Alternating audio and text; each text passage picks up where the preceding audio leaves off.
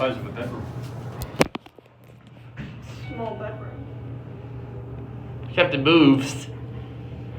Your mom's wasn't much bigger than that. This is 5,000 pound capacity. Capacity on this is 5,000 pounds. You could drive a car in here. Or these floors right there. Alright. We're gonna listen to the machine room. Isabel.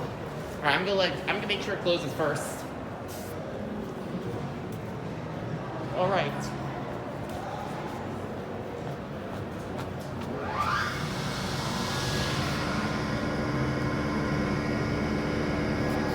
Awesome Imperial motor.